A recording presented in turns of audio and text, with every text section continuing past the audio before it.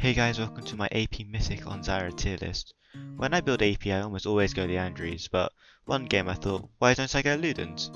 I then somehow ended up building every single mythic item on Zyra to see what is best.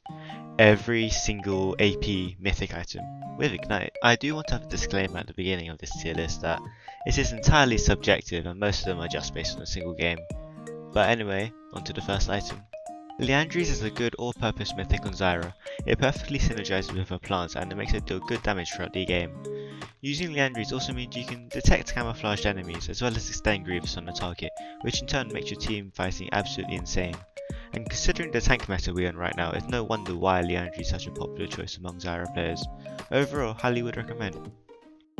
Luden's is an alternative to Liandries and provides a lot of burst damage on all your foes. Zyra benefits a lot from raw magic pen, so it only makes sense that you could stack it on her. And especially into mainly squishy team comps, you can turn most fights into a 4v5 before they even start. You don't quite have the same area coverage as Liandries, but you make it up with the one-shot capability. Additionally, the 15% movement speed does feel really nice. Solid A tier. Imperial Mandate is like a cheaper version of Luden's, which trades a bit of damage for more utility to you and your teammates.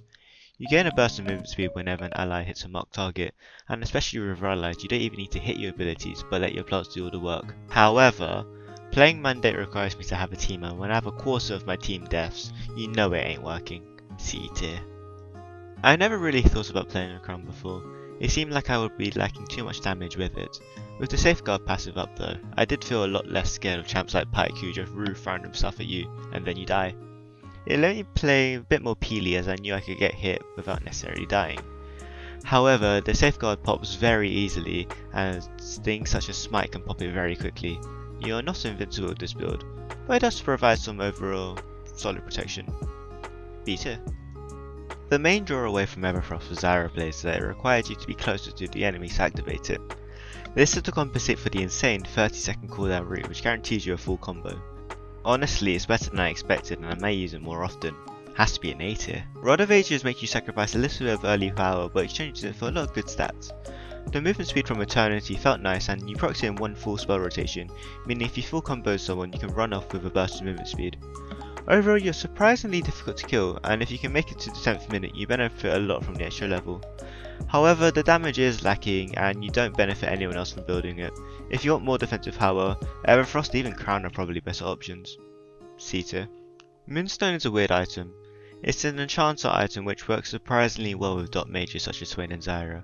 The main benefit is that you're almost always at max stacks or Starlit Grace, and building demonic with it means you're almost always in combat, providing tons of heals. Additionally, Putrefier now gives heal power, so you gain access to cheap Grievous as well as an additional 8% healing. It isn't a bad mythic for her, and I have saved my team a couple times with it. I can see it being good, as long as your team isn't idiotic and tries to 3v5 at Baron without their jungler. I'm gonna lump these two next items together. Both Night Harvester and Rocketbelt have potential to do a ton of damage. Night Harvester allows you to do a lot of poke damage and the buff and movement speed can feel really nice. Rocketbelt gives you a dash, I guess that's also useful. Overall, these items were kinda mid to play and either I'm idiotic or I just didn't like them that much. Battlesong grants movement speed whenever you buff an ally. Font of Life does not work with it. So you pay 2500 gold for some okay stats and a movement speed burst. I was actually surprised about how good it was, and when paired with Ingenious, the ult actually had a similar cooldown to the active. It is actually a very versatile item, being able to disengage and engage with it. Overall solid B tier, wasn't expecting it. The final item was Riftmaker. This item focuses a lot on sustain and that isn't really a stat Zyra needs.